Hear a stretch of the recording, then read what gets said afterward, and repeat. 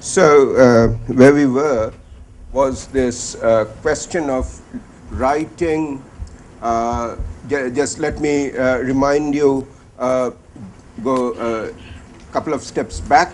What we did was we wrote the equations of motion in the form of divergence, which for the density was not straightforward. For the velocity, we had to write the divergence as the divergence of a stress energy tensor, and the stress energy tensor was minus P delta ij, sorry, this is momentum rho vi. So minus P delta ij minus rho vi rho vj. And then we said that this was lecture 1, and yesterday we added a part to it. This part was the viscous part.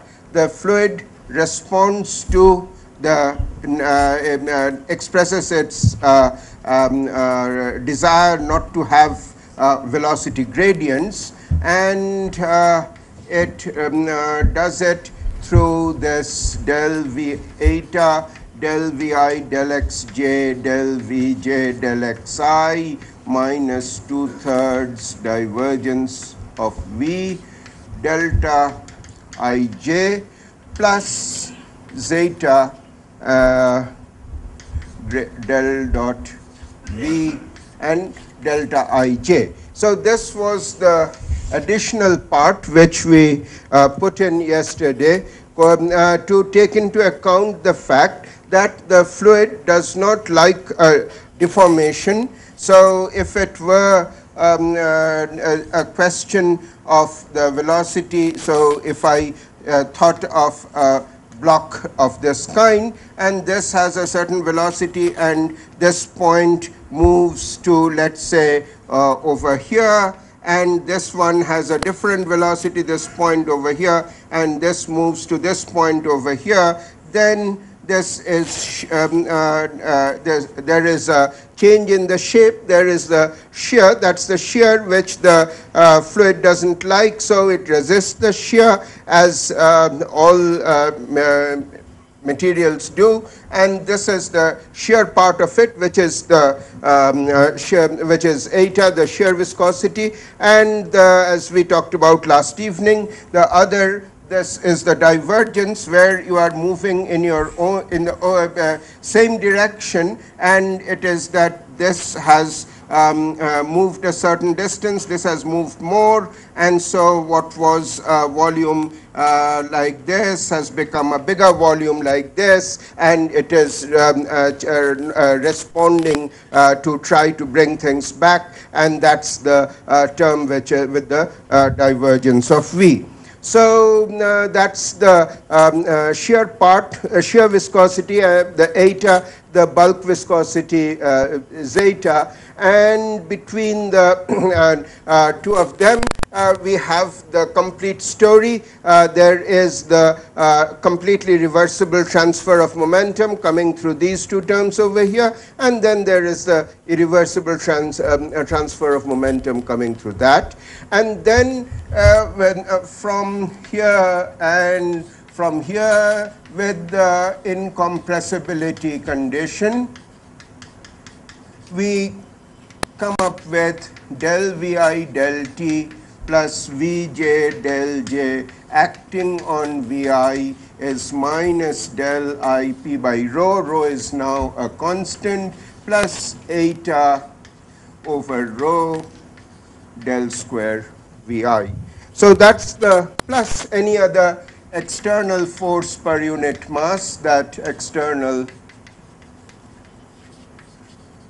body force. And so that's the statement of Navier-Stokes equation. So this is what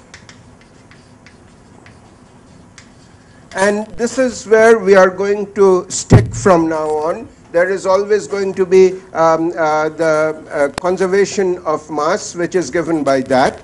And we'll talk about incompressible fluid, which has this equation of motion. The last question of compressibility I handled last evening is when we did the propagation of sound waves, and we saw the role of viscosity over there. Also, the the idea of viscosity is to damp out the sound wave. So that's the resistive effect coming in very clearly.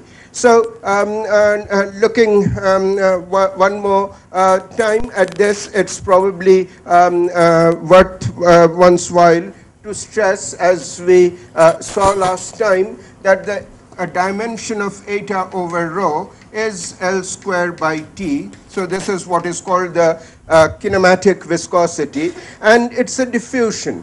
So the other, in both the other set of lectures, both Sanjib and Jayanta have been talking about diffusion, and that diffusion has been particle diffusion, diffusion in number space.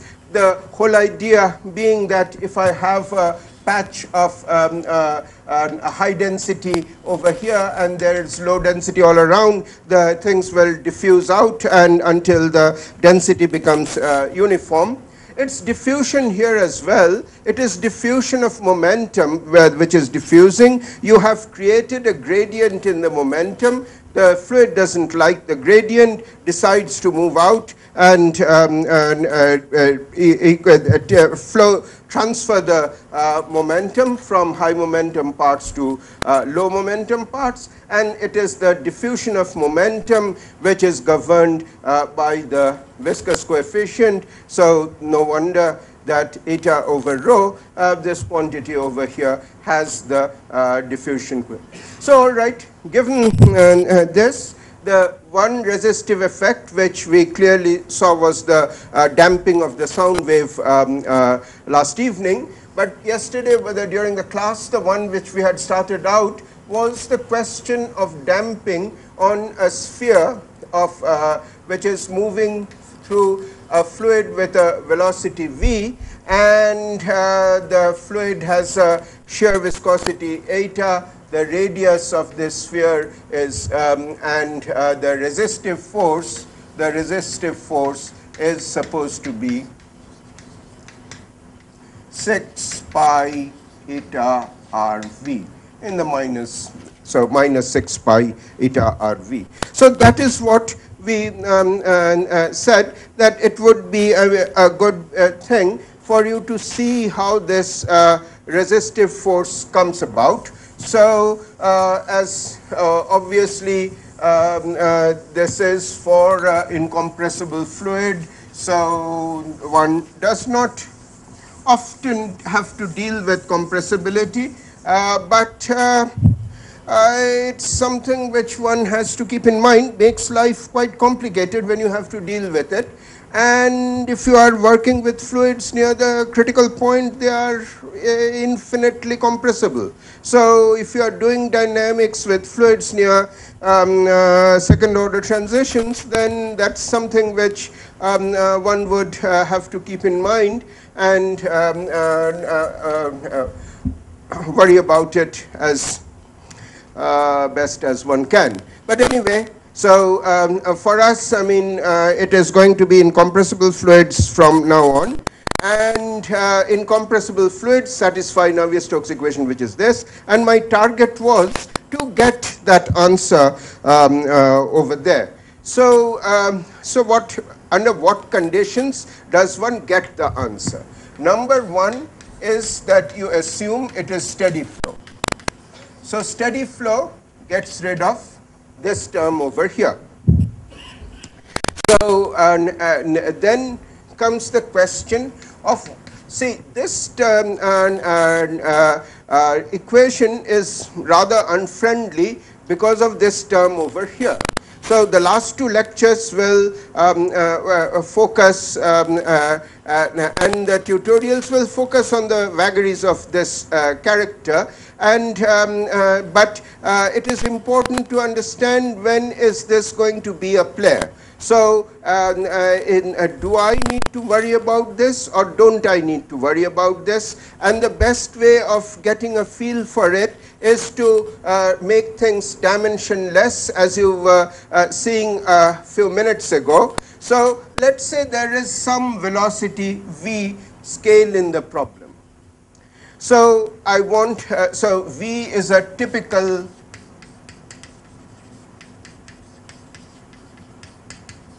velocity, L is a typical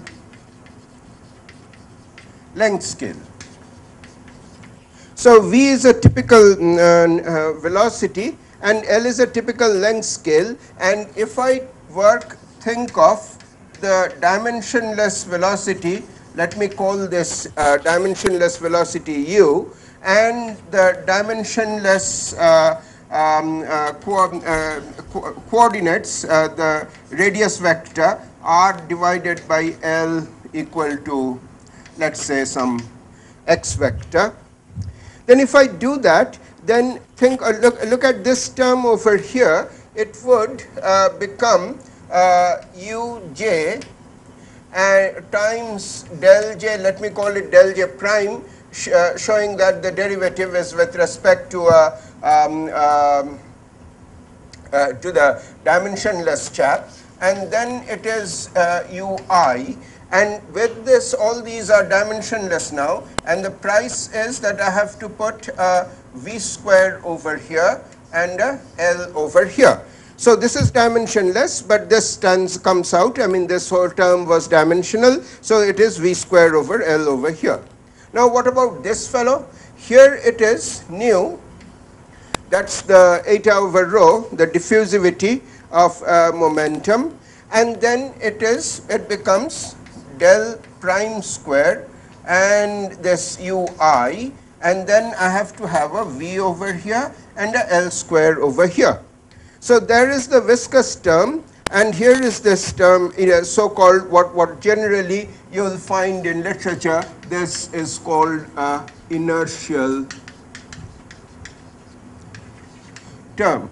So in inertial, because it is the ddt part of Newton's law, so it's a part of the ddt, and therefore it has to do with inertia, and hence the inertial term.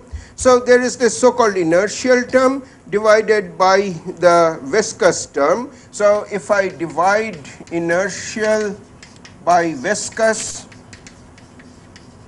then the answer is v square over L.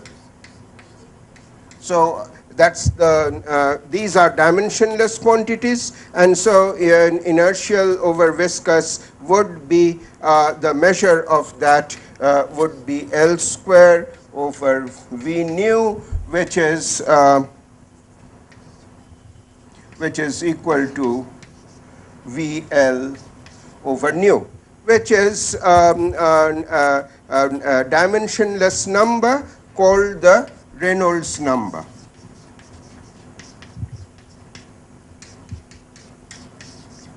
So that's the Reynolds number for the flow, and if the Reynolds number is much smaller than 1, so Reynolds number much smaller than 1, then it is the inertial chap is much smaller than the viscous chap, and you can drop the nonlinear term that you are seeing over here.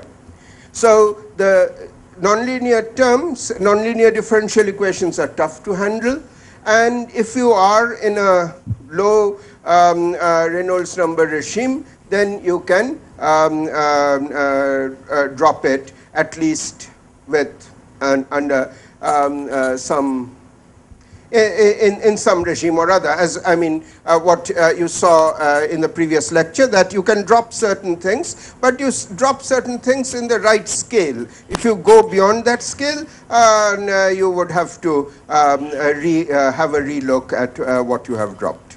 So, all right, I mean, ensure that the Reynolds number is high and low, and you would be, you could happily dispose of this term over here.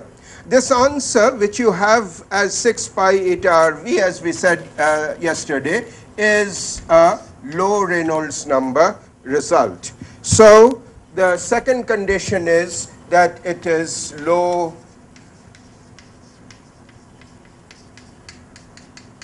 Reynolds number, and then all the this inertial term, the left hand side is completely gone. So the left hand side is completely gone, and I am left with gradient of P equals eta del square V. So that's what you have to solve at the end of the day. So what we'll do is, as we said, we want to make the fluid static. We want to make the sphere static. So I'll consider the sphere at rest over here. And then there is the fluid flowing, and let's say the fluid velocity far away from the sphere is u. So fluid velocity far away from the sphere is u, and the boundary condition with all these things are boundary condition for viscous flow, boundary condition in viscous flow is V equal to 0 on all static solid surfaces, and if the surface is moving, or V is equal to velocity of the surface if solid surface moving. So that's the boundary condition. So it's much easier for you to make the solid surface static, and that's what one does. So one talks about sphere, and one talks about fluid flowing past it far away from the solid, from the sphere. When it doesn't know the sphere exists, it has a velocity u. So you solve for that problem. You find the V fluid for this problem over here, and this V fluid would have an answer which would tell you that the fluid has a velocity u at the extremities. The problem that you were interested in is where the sphere is moving and not the fluid at the extremities. The fluid will move because of the sphere, but certainly not at the extremities, and therefore once having found this over here, we are going to just subtract u. So find this and then subtract u, and you would be back at this problem over here. So that's the idea, and with that we were with this in mind, we were going to find this V fluid. So that del square V eta grad P, that's the equation that I have to solve, and as you can see immediately that this means I take a curl, and curl of divergence of V is equal to 0. So curl of divergence V equal to 0, and I also know this is incompressible flow, so divergence V is equal to 0. It's convenient for me to define so I'm saddled with a boundary condition that this fluid is flowing past and has a velocity u far away. So I'll define a v prime which is equal to v minus u, and so this v prime vanishes at infinity. It's much nicer to have things which vanish at infinity. So instead of working with a velocity which has to have the boundary conditions that it reaches u at infinity, just talk about v prime, which has, and u is a constant velocity, so it's not going to harm you very much. So if you look at the divergence of this, then divergence of v prime is still going to be 0 because this is a constant vector, and curl of del square v prime is still going to be equal to 0. So curl of del square v prime is 0, divergence of v prime is equal to 0. So divergence of v prime equal to 0, I'll write v prime as being equal to curl of A. So divergence free means that I have it is obtainable from a vector potential, and so if it is obtainable from a vector potential, I'll introduce that vector potential, and immediately you sort of things should start ringing a bell that somewhere along the line magnetostatics is going to show up. Magnetostatic analogies are going to show up somewhere along the way. So divergence v equal to 0, v prime is equal to curl of A. A is a vector potential for the problem. So your v is going to be curl of A minus u. Now the point was that obviously it still becomes still is a very cumbersome problem, but now comes some arguments which make life simple. The arguments are as follows. V is a polar vector. So V is a polar vector, therefore A has to be an axial vector. So if V being a polar vector, this vector potential has to be an axial vector. Now what can A be what can A depend upon? A depends on r vector and u. These are the only two vectors available to you. So radius vector and the constant velocity vector. So out of this, A has to be constructed. So if A is to be constructed out of this, then the point is that your A is an axial vector constructed out of this, and there is the other constraint that the A can only be linear in U. So there is no other power of U that can enter this linear problem, and so the A has the constraints. 1, it is axial vector. 2, determined by R and U. 3, linear in U. So 3 huh?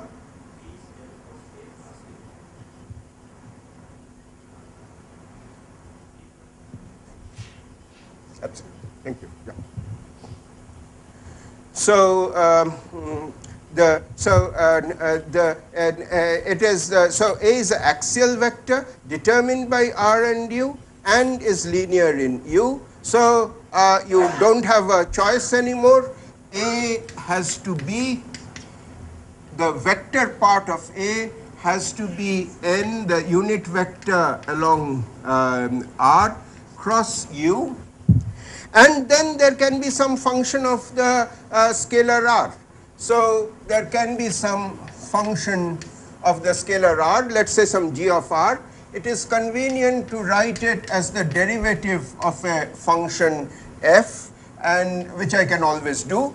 F is simply integral of g and cross u. But then this chap over here is the gradient of f, and so it is gradient of f. So this is the big, this anticipating this is the big step which allows you to do the calculation in a reasonable amount of time. So what next? What next is that what can I play with? I have to now play with this equation over here. So there is this question of v prime. So now my v prime, v prime, which is curl of A, is, so the gradient of f cross u is curl of fu. Because u is a constant vector, this has the first term over here is grad f cross u, all the other terms involve derivatives of u and therefore gone. So it is curl of f times u. So v prime is equal to curl of A is equal to curl of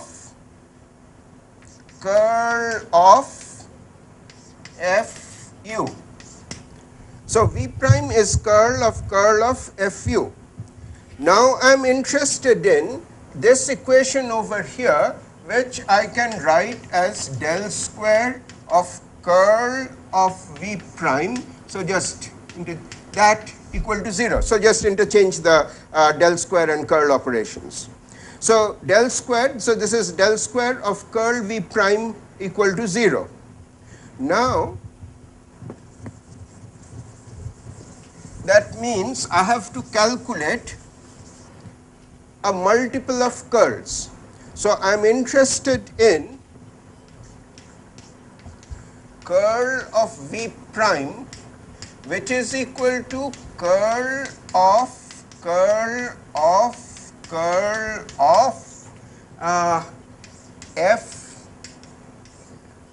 fu, right? So three of them and this. I'll take this as a unit.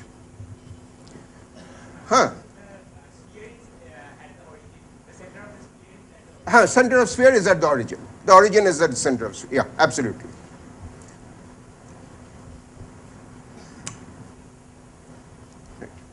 So I'm looking at curl of this. So I'm going to think of this as a unit.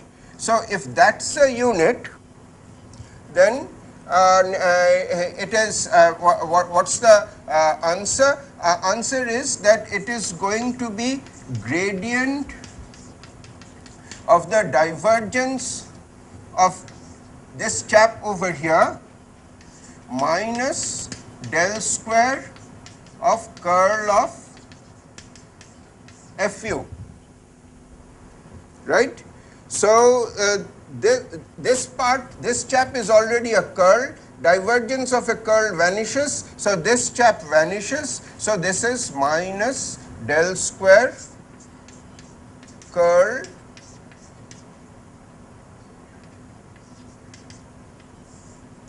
of fu. So that is curl of v prime. Now is the equation of motion is del square of curl of v prime is equal to 0. So this is, I have del square. So it is going to be del square of curl of fu that is equal to 0. So once again play around.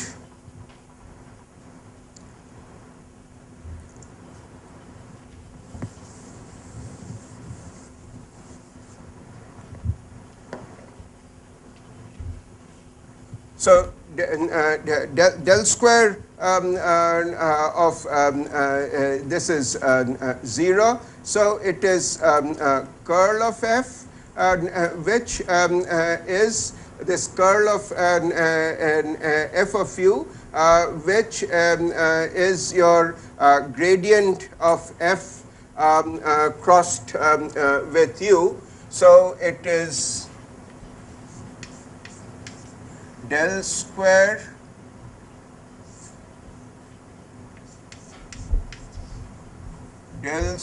so it's del to the, all right, del to the power 4. So it's del 4 times curl of fu, which is gradient of f curl of u equal to 0. And then the only, because this is a constant vector, the only survivor will be grad del 4 of grad of f cross u, which is equal to 0.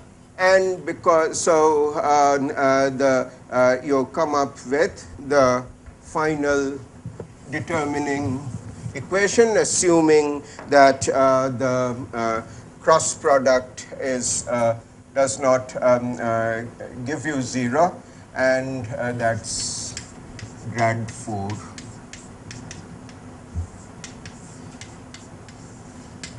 Zero. So that's the condition that your grad finally reduced to this situation over here that I have to solve for gradient of grad 4 f equal to 0. So all right. So all this is going to be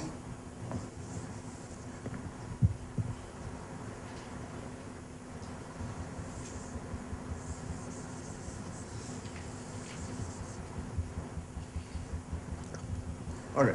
So, so the first statement that one makes is that change it around, gradient of del 4f is equal to 0. So grad 4f is equal to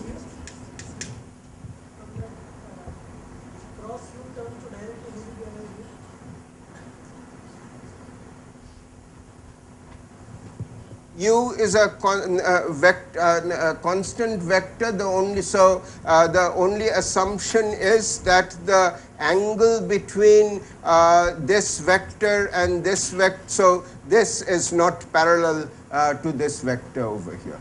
So so that's the assumption. So that's all.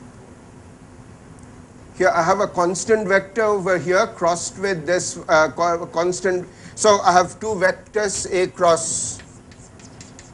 cross B equal to 0.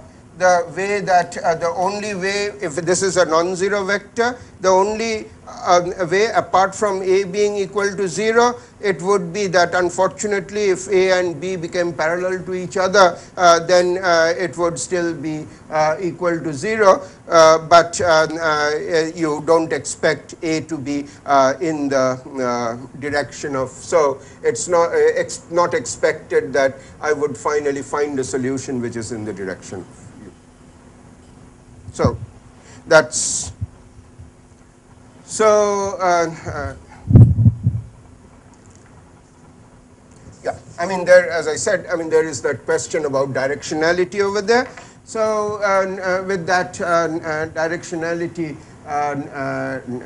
kept in abeyance, that assuming that it's not going to be parallel, they are not going to end up as being parallel vectors. So this u equal to 0. So this means that gradient of del 4f equal to 0, del 4 f is constant. At infinity now, f f vanishes, therefore constant is equal to 0. So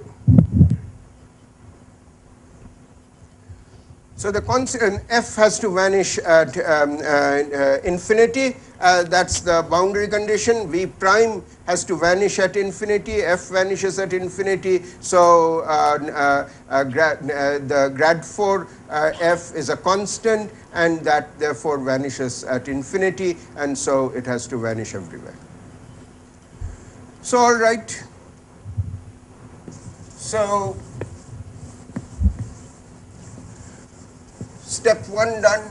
So it is grad 4f equal to 0. So now del square, f is a function of r. So if I only keep the r part of this, then it is this r square ddr. So that's what del square becomes. So del square of f is del square of f, and that is equal to 0.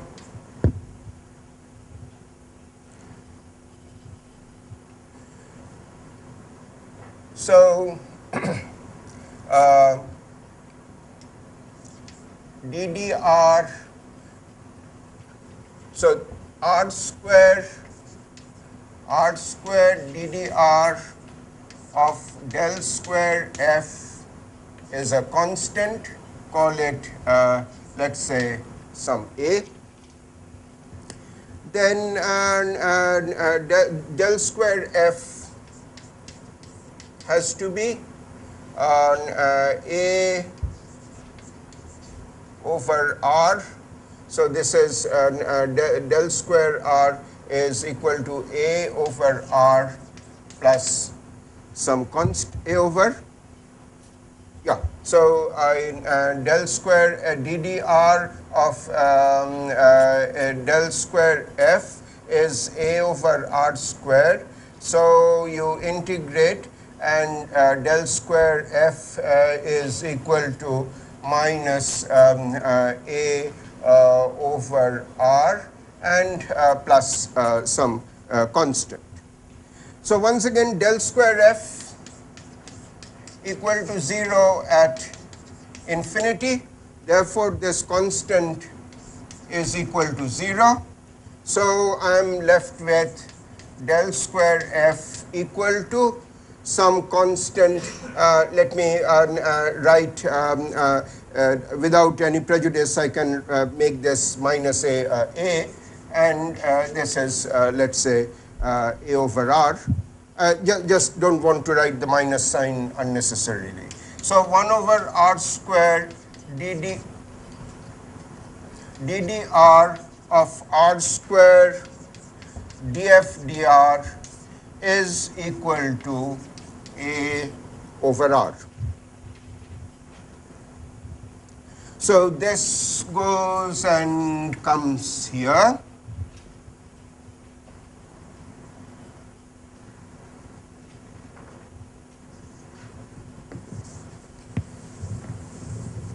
And r square df dr is equal to a r square, r square df dr is a r square over 2 plus some constant b. So then df dr is equal to a by 2 plus b over r square, and f is equal to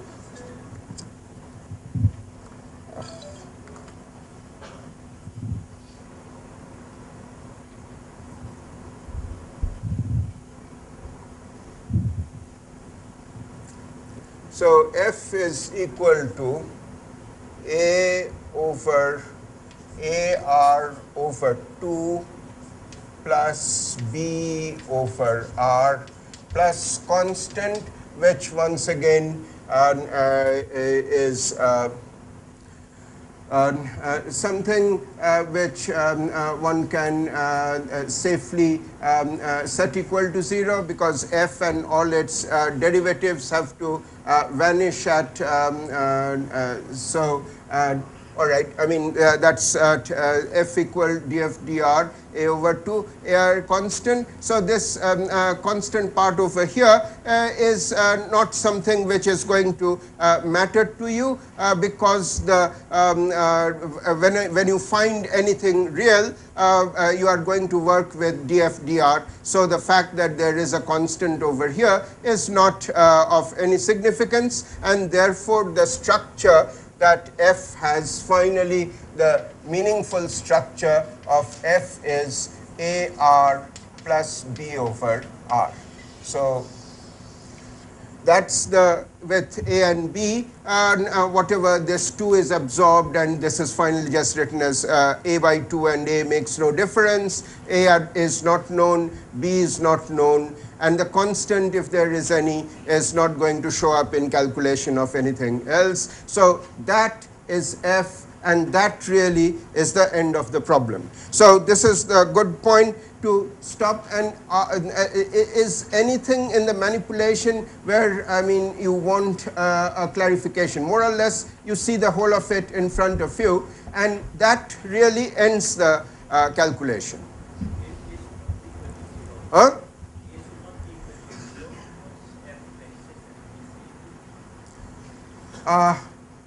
Yeah. So point is that, all right, f whether f has to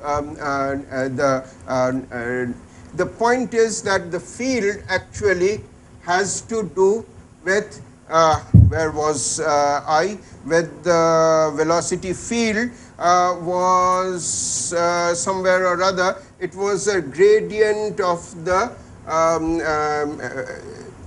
V prime is this, which is curl of A, and A is actually written down as my f prime of R. So mind you, it is this A vector which was written down as f prime of R times n cross u, and it is the A which cannot blow up at infinity. So there is the A survives, because I mean the only thing of interest over here is going to be f prime of R. So that's the reason why one has to keep the f, why one has to keep the A. So yeah, have to.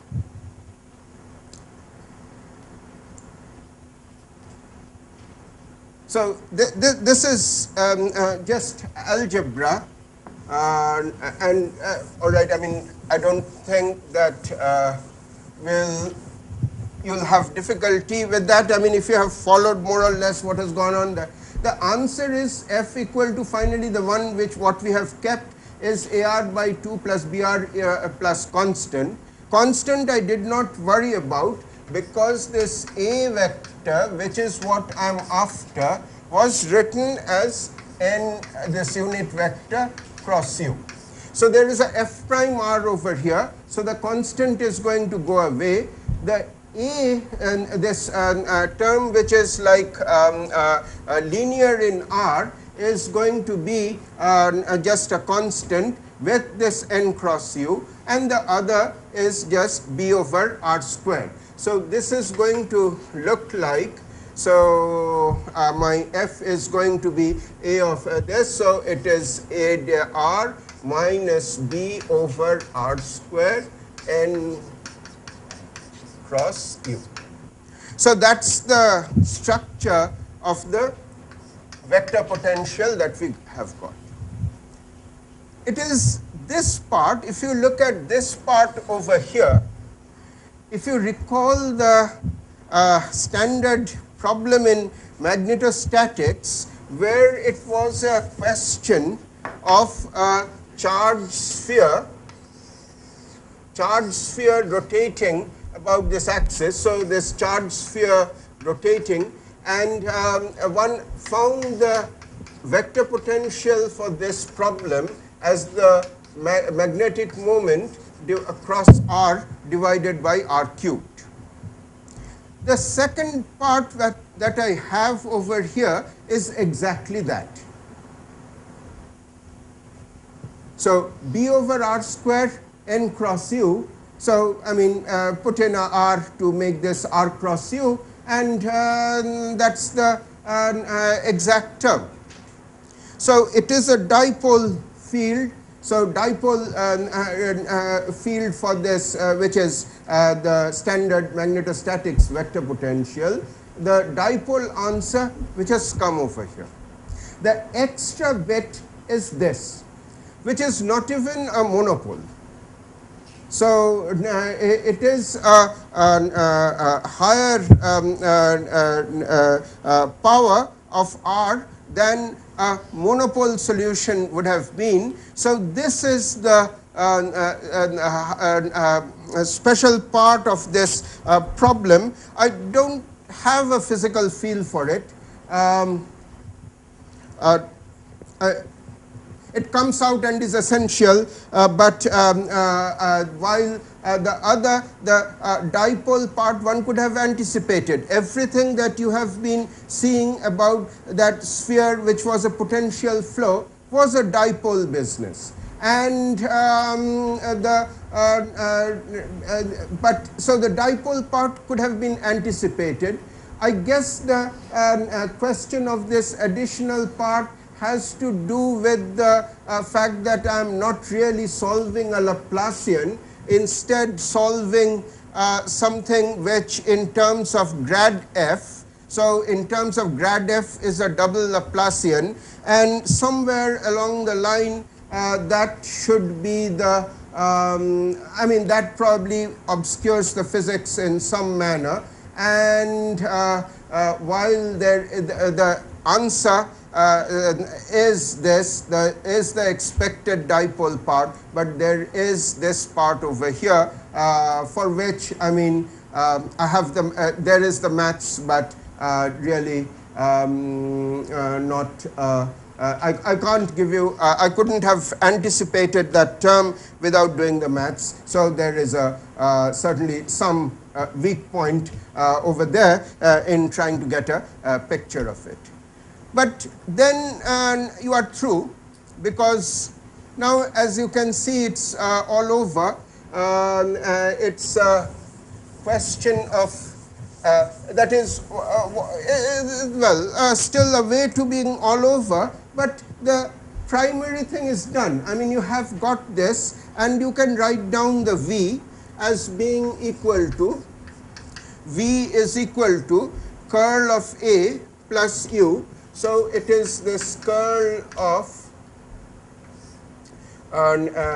f prime of r n cross u plus u, and in this f prime of r I have two, my f prime is a minus b over r squared, and I have two unknown coefficients, and I have a boundary condition that on this,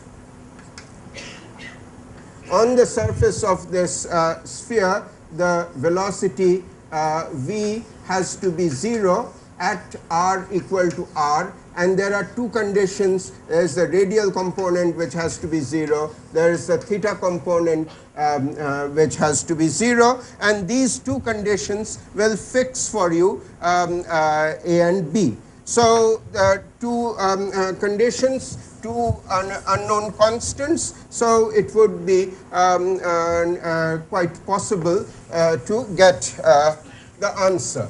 So now if I take this derivative, so if I take this curl over here with f prime given by that and the curl, I'll just write down the answer for you. V vector is going to be u vector minus a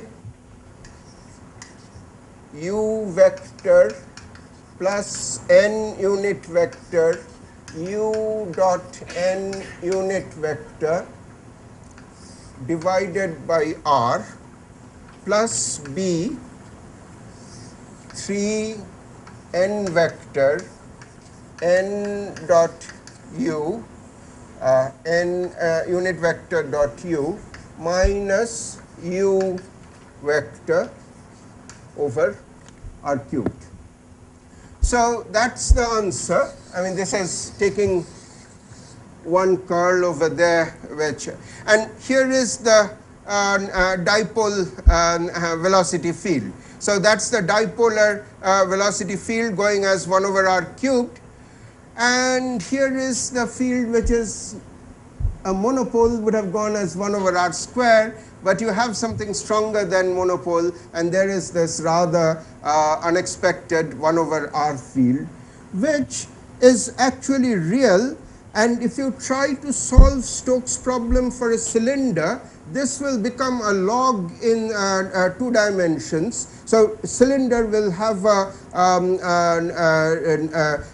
essentially 2-dimensional geometry, and this 1 over r that you see over here is then, in that case, is going to become a log, and with that log you are going to have a huge amount of difficulty in fitting boundary conditions, and therefore the Stokes problem in 2 dimensions is completely non-trivial. So the answer has logarithms in it, and is somewhat. But so this, but in 3D, it's a 1 over r, and is so. But as I said, it is not something that one could have, and at least I don't know how to anticipate before the before one works it out. The calculation purely is Landau-Lifshitz. So that's the only place I know where you can actually work it out in a compact form like this. Other texts go into solution of del 4, and that takes a huge amount of time and effort. So anyway, here we are. Now at r equal to r, I have two different kinds of terms. I have u and I have u dot n. They are independent of each other, and therefore the coefficients of them would have to separately vanish at r equal to r. So if I look at u dot n, you see minus a over r plus, minus b over r cubed. So immediately a over r plus b over r cubed is equal to 0. And then there is the other one, which is the coefficient of u. So it is 1 minus a over r. So 1 minus a over r minus b over r cubed, that's equal to 0. And yeah, no, something wrong with signs here. U minus a over r.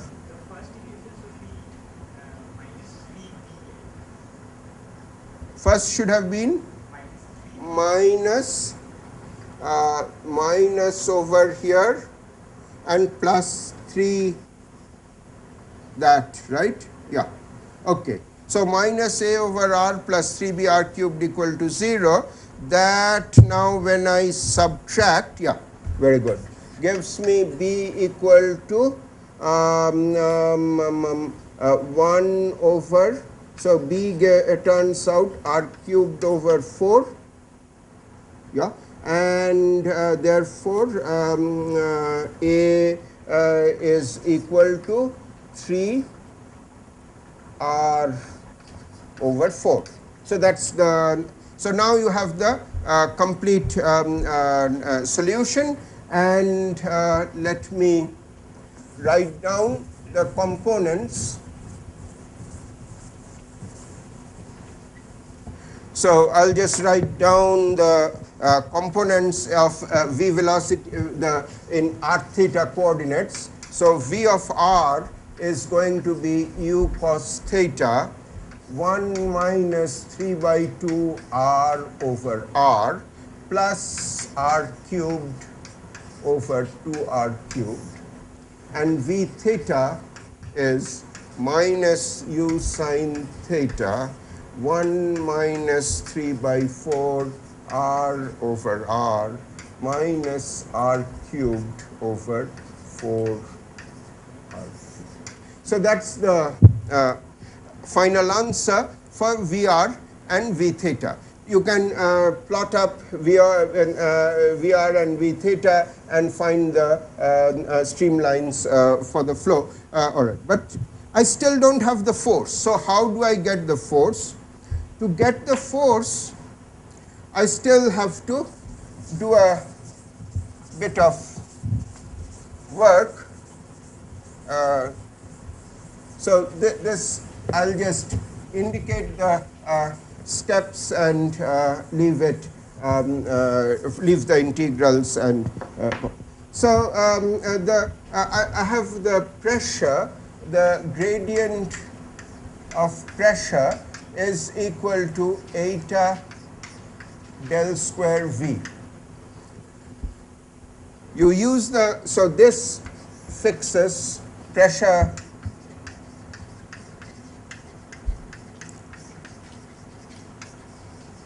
pressure can be found from here.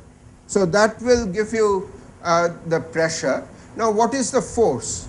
To get the force, I need to know that what is the amount of momentum which is coming to the surface of the sphere per unit time. So the flux.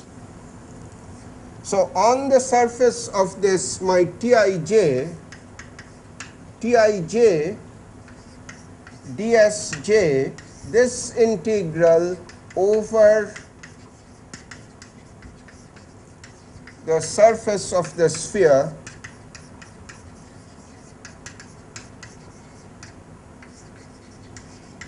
is the force. So that's the amount of momentum that is being transferred to the sphere per unit time, the transfer amount of momentum hitting per unit time the surface of the sphere, and that is the force that is going to be applied. That is how one calculates the force in these cases. And Tij, so as we wrote down, Tij is equal to eta del Vi del xj plus del Vj del xi minus P delta Ij. Don't need the other term which has been thrown away from the equations of motion. Now you don't want it in terms of you don't want the Cartesian chaps. So you want TRR and you want T theta theta. So exercise number one would be to write TRR in, I have calculated Vr and V theta. So step 1, TRR and TR theta, T theta theta in terms of Vr, V theta derivatives. So that's step 1. That's question of well, I mean, any fluid mechanics text will give you the answer for that. They'll give you the T's in all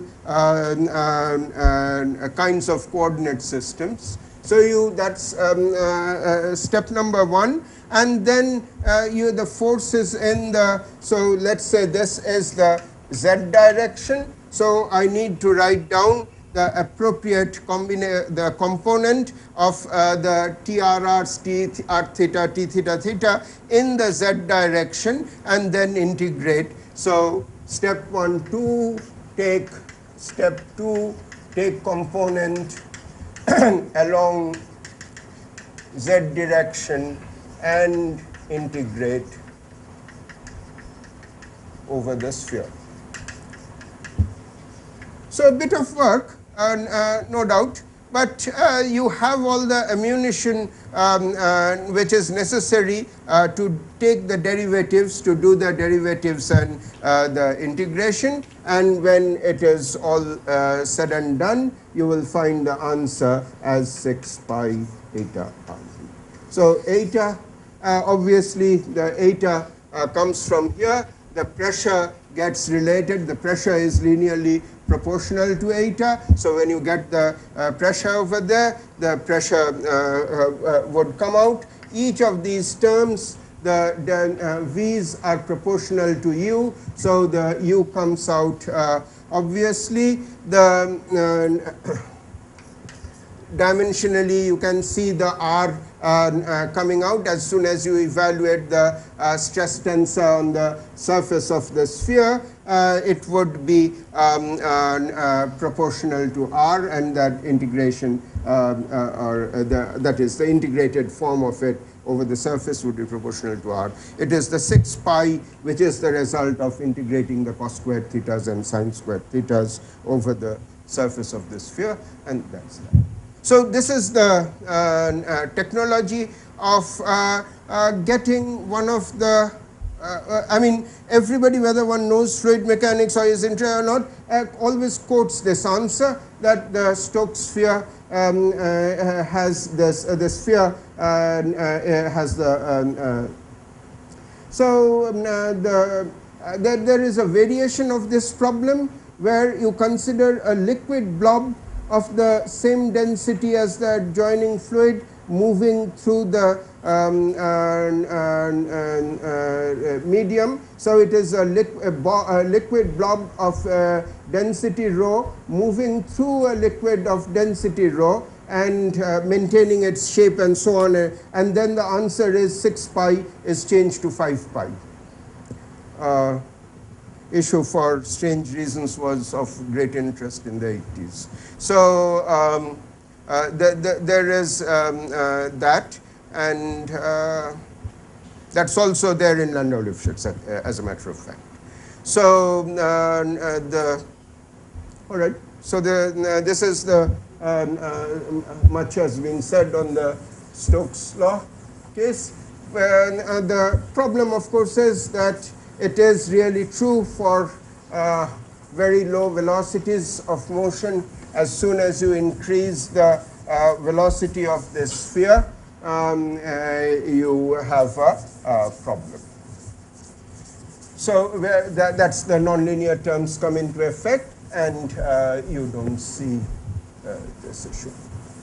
Question of lift in hydrodynamics. The whole point of what I was telling you yesterday is that if I take if I use Bernoulli's theorem and go to lift, I have a tacit assumption of a potential flow. So potential flow, the pure potential flow does not give any lift or drag or anything of that kind. So now you are, but lift is a standard part of hydrodynamics. What went wrong? What went, if I have a body of some kind over here, and if I'm going to talk about a lift, let's say this is the x-axis, this is the, so this is x, y, and z.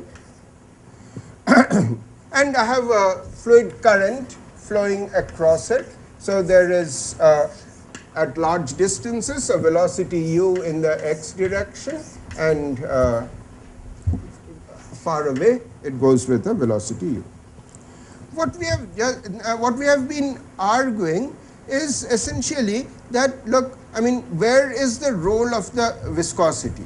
The role of the viscosity, primary role of the viscosity is in saying that V is equal to 0 on the surface. V is equal to 0 on the surface, and that is where the, and so viscous dominance is going to be over viscous dominance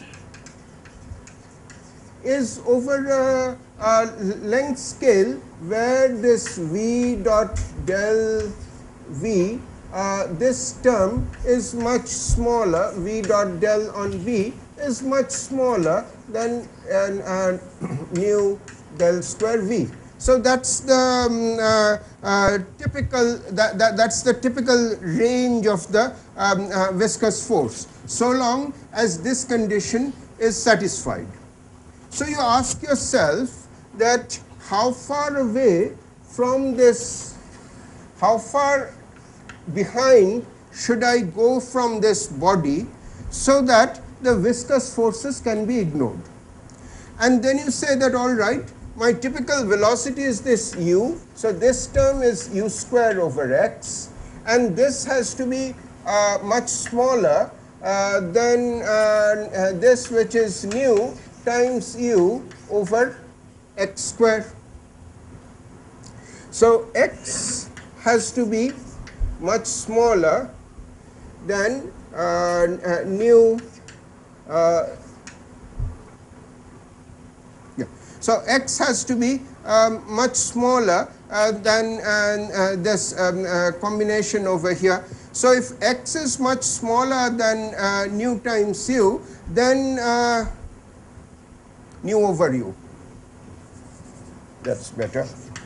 So x much smaller than nu over u, then I'm going to have the viscous terms dominate, which means turning it round, that if x gets greater than this, then viscosity absent.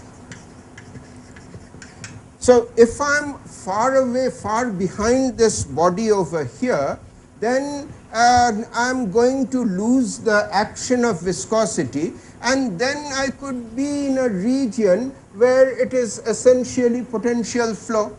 Potential flow because this I have thrown in a stream with constant u, so zero vorticity flow, and so it is 0 watt. Once zero vorticity, Kelvin's circulation theorem is going to tell you it is going to be zero vorticity, and you don't interfere with a region round the body which is essentially of the dimension where viscosity is important. So you claim that, all right, I mean, in this problem over here, what I have is that there are some streamlines which will be going very close to the body, and those streamlines must have originated from somewhere way back here, and they are the ones. So these streamlines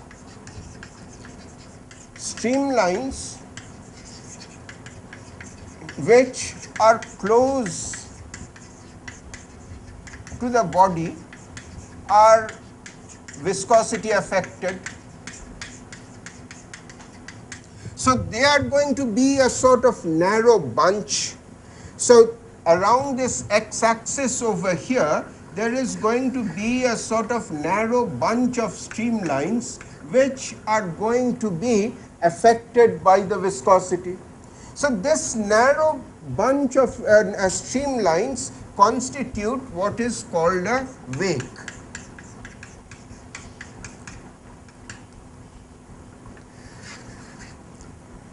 Wakes come in two varieties.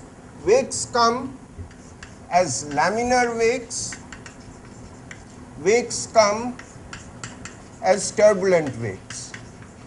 The difference between the two is that inside the wake, if the flow is more or less regular, you call it a laminar wake. If the flow is irregular inside the wake, then you call it a turbulent wake. So that's the difference between the two wakes. The important issue, I mean, I'm not going to harp on these differences, but the important issue for us is that there is a wake. There is a wake, and we'll use standard description so that there is, I mean, let's say it's a laminar wake, and so the wake exists, and now in that region where the wake exists, it is not potential flow. Outside the wake, it is potential flow. So all right, So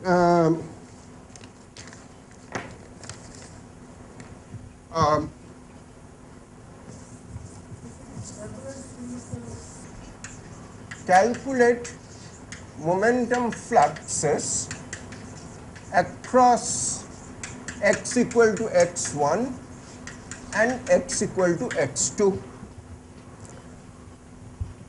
So you do a calculation of this momentum flux across the two planes over here, x equal to x2 and x equal to x1. Whatever moment that if there is a difference between these two fluxes,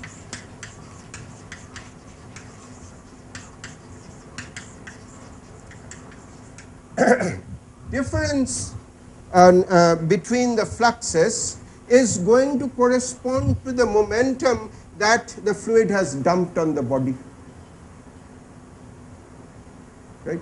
I mean, so if I have amount of momentum flowing in per unit time different from the amount of momentum that is flowing out of this volume, then what happened to the rest of the momentum? That momentum per unit time has been dumped on this body over here, and hence therefore that is the force on the body. So what I'm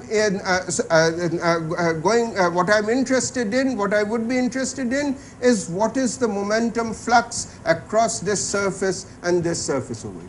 Now I say, all right, it has to be a closed surface. There are these bounding surfaces going over here and over here. But now you look at the velocity. The velocity of this business is going to be u plus let's say some v prime. That's the velocity of the fluid, and then there is the pressure of the fluid, which would be P0, the pressure at infinity. So this is the pressure at infinity. This is obviously the velocity at infinity, and there are these, you write this as corrections. So it is fair to assume that v prime is going to be much smaller than u, and p prime is going to be smaller than p0. So you have small perturbations around these. So the flow changes. There is some small perturbation, which is this v. The real flow is v plus some corrections which come. So all right, the corrections are not very big, and they are certainly going to be very small as you go off to infinity or go very far away. So on this side over here, and on the top and the bottom and on the other side, those are very far away from the from where the action is, and so those fluxes are automatically zero, and the only flux that you are interested in is this surface over here and this surface over here. And whatever is the net momentum remaining per unit time inside the body comes from the flux that moves in through here and through here. But what's the flux? Flux, we just saw this Tij is rho times Vi Vj minus the pressure. So Tij is writable as minus Vi is u in the x direction. So this is going to be all right, let's try keep it as u vector. Get a notation for this is what I'm all right, delta I1. So plus delta I1 plus Vi prime into u times delta J1 plus Vj prime, delta Ij over here, minus P0 plus P prime delta Ij. So that's my Tij, that's the stress tensor. Now it is this stress tensor which I have to integrate over the closed surface. There is a part of it, the first part, look at this, u times u. There is the rho times u square, which is a part of the integration, and the p0. So rho times u square and p0, these are constants. So if I take a constant quantity and integrate, do an integration over vector integration over the surface, so one is looking at integral Tij dsj for the ith component of transfer. Then if it is a constant Tij and p0, then the vector integrated over the closed surface is going to give you 0. So no component, no question of that coming in. We have said that these v's are more reasonably small, so this is not going to be a factor either. So I'm going to drop the vi squares, and so the contenders for giving me some reasonable answer are going to be this minus. So this is gone because it is 0 on integration. This is gone because it is second order in smallness. What remains is minus rho delta I1 times Vj prime and minus rho u and delta j1 times Vi prime minus p prime delta ij. So all right, so you want to look at the x direction.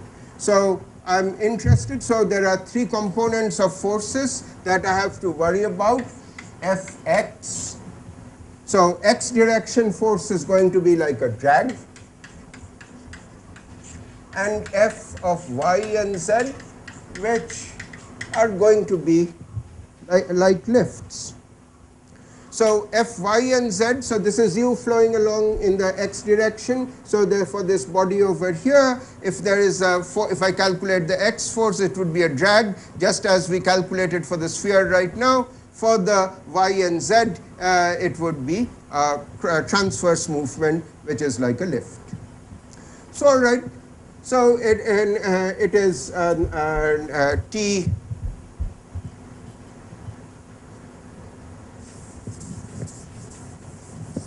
So what am I?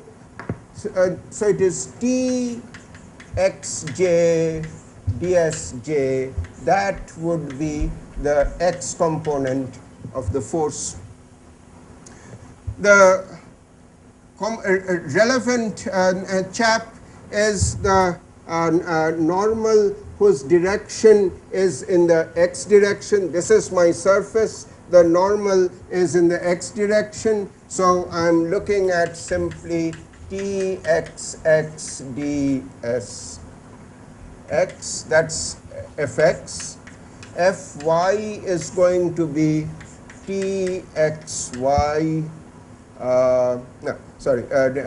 fy is going to be tyx dsx, and fz is integral tx.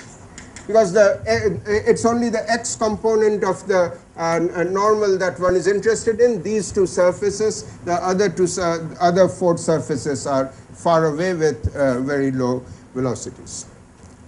All right. So now look at f of x to begin with. So f of x to begin with, it is txx. So I'm looking at txx. So it is going to be p prime over here, and then it is I1. So it has to be it is looking at T11. So it is T11, which is going to be minus rho u on I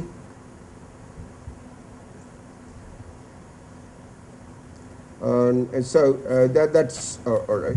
So looking at T11 now. So looking at T11 over here, is going to be minus rho u v j, yeah, minus rho u v j v prime v1 prime. So what am I going on?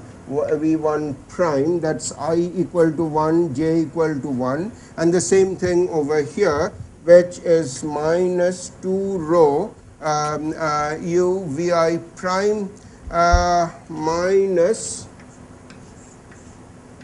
p prime. Yeah. So it is minus 2 rho u v1 prime rho u v1 prime minus p1 prime. That's for t11. T12 which is, or 21, which is my y j. So it is t21 is equal to, that goes out, and only one of them remains, rho u, and this is v1 prime, and t31 has to be the same, which is which should have been, where am I? It is t21 bit of so this, what did I do? Better make sure that I have got the components right, looking a bit fishy over here. If it is in the x direction, so in the x direction it is u plus vx into so that is rho vi vj. So if it is all x, it is going to be the diagonal component, which is u plus vx minus p prime over here. So that's gone. So it is 2 times u vx and then plus p prime, which is what I have over here. If I am looking at the cross component, then it has to be vx vy, so that when it is this chap doesn't exist, so it is vy over here. If I am looking at a xy, so it has to be u times vy. How did I get a 2 over here? That's my problem. It should have been, it is t21, so it is I, which is equal to 2, so that is gone, and that has a j. This is I prime, that becomes a 1. Somewhere along the line I have made a bloomer in this. Obviously t21 or it is if j is 1, then I has to be 2, right? So it is right. Yeah, that will be v2 prime. that should have been v2 prime. If this is, that should have, but what did I do? J is 2 and I is Yeah, that's what I would have expected, a 2 prime over here. That's anyway, that's the way. And for the other, it has to be minus rho u v3 prime. I mean, they have to be different. I mean, it's the cross, so it is 1 and 2 and 1. So very good. T21 this. Now there is this chap over here, which is the T11, which is so all right. Now what do I know about this? What I know about this, so all right, Fy and Fz, which are the lifts, are going to be all right.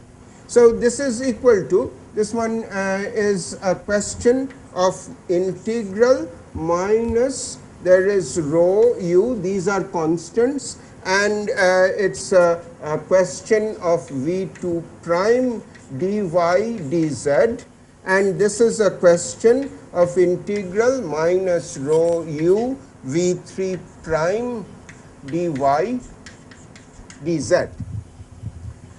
Now over 2 surfaces, so there is going to be, I mean this is actually a surface, there is surface 1, there is one over x1 and another with a different sign over x2 because the normal changes direction. So it is plus x over the surface x2 rho u v2 prime dy dz, and similarly over here plus over the, this is over x equal to x1 and this is x equal to x2 rho u v3 prime dy dz, and this is with a normal has changed sign. So now what? If you are in the potential flow region, so if I'm in the, so outside the wake, so if I'm outside the wake over here, and then it is always a potential flow, and then it is going to be, so if I'm looking at, for example, v2 prime dy, this quantity over here, then v2 prime is a potential flow which is del phi del y dy. So I can integrate this out, and the answer is potential at the endpoints. The wake exists on this side, there is no wake over here, and so integrate between plus and minus infinity gives you 0. So on x equal to x2, you are not going to pick up anything over here. So x equal to, on the other hand, when it is x equal to x1, there is going to be a contribution coming. How much is the contribution going to be? There is going to be, if I'm in the potential flow region, then in the potential flow region, the answer would be the phi at this point minus the phi at that point, which is 0. So it is phi at this point, and then it is phi 2 at this point, and then 0. So it would be the difference in, so the answer would be the difference in the potentials between these 2 points plus the integral over the wake.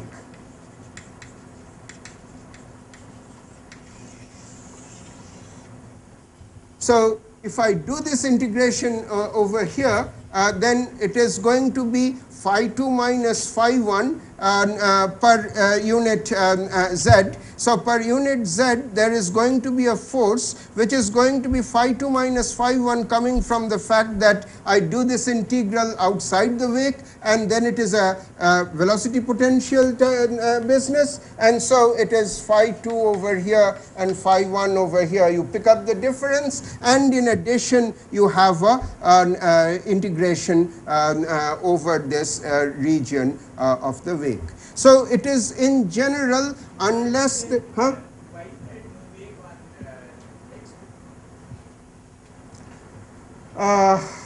see, the point is that it's like this, that if you are, when these streamlines are getting deformed over here, so you have a certain set of streamlines which are not going to feel this body over here and go along. If you, those streamlines which are going to get deformed near the body because of the viscosity are essentially concentrated in this, because this is where they have to make up their mind essentially that you are going to change over, you are going to feel the effect of the viscosity, and therefore, and now once you have gone through over here in this region, it is going to be a merger. So this is just essentially from the let's say the nature of the flow, that on this side the merger into the into the potential flow is much faster once you have, I mean, the if the body particularly is, there is a question of the shape of the body. If it is a symmetric body, then obviously things would be more or less symmetric on two sides. But generally when these bodies which have a lift are generally asymmetric in nature, and then it is the wake which forms on this side, and because of the asymmetry the merging on this side is much faster. That's generally the reason why I can take, if I take a x2 which is reasonably further away, then you can more or less be sure that you are not encompassing any part of the wake. So that has to, that's the reason why. It is just the nature of the asymmetry of the body which produces the asymmetry of the wake on the two sides. So with this, what this tells you is that there can be a wake, there can be a lift over here. So there is a lift can exist, and you are the rest of it is calculation, but in principle there is a question of lift. And that question, which is important to understand, is that if I did not have this wake and this flow was also a potential flow, then this argument would have, just as on this side I said a simple potential flow and cancelled out, it's simply the integral cancelled out as being phi infinity on this side and phi infinity on that side. The same thing would happen on this side and I would get no lift. But it's a question of having this wake over here, the influence of the viscosity which gives rise to the wake also gives rise to the lift. Something like Zhukovsky or something theorem is actually valid for the turbulent wake. So in the turbulent wake, when this phi 2 minus phi 1 alone exists, and the random nature of the velocity in the turbulent wake gives a very low value for that part of the contribution, you have this formula that the lift is given by minus rho u gamma. So that's sort of intuitively clear. And in the sense that if I tell you that turbulent business is going to be some kind of a random thing, and therefore the integral of the velocity which in this region is some sort of a random function averages out to 0 in the Fourier. So that's that. So that's the lift. With some effort one can get the drag, but that's it. I mean, at least the two major things which one always talks about in hydrodynamics, the Stokes law for this sphere and the question of lift needed to be addressed. And so this is the way things are, and it's pretty fast, and so you would need to have a think. And so think about it, and then the tutorials will spend on any questions that you can have, and that you are on much simpler flows with fluid flowing in a pipe, the Poisson or fluid flowing between two rotating cylinders. Those are the simpler flows with viscosity. We'll handle them in the tutorial, where you can throw in your 2 bits so that we can arrive at answer. But the two completely non issues are so it's good to see it once. Then x.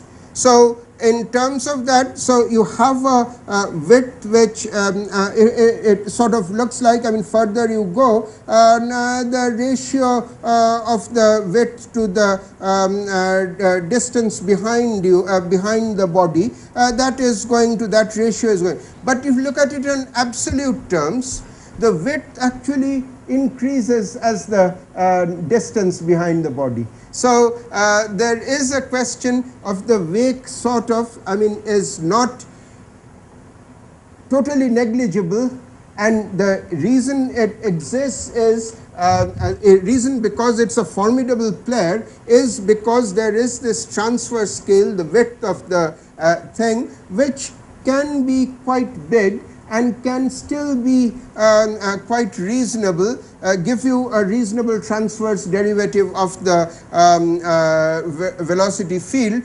although you are reasonably well behind the body. So even when you are reasonably well behind the body, there can still be a region, that is the wake exists because there is still a region where the velocity, where the viscous term is operative, and therefore the potential flow is not going to be the relevant business. Yeah. So that's that's the scale for the width of the wake.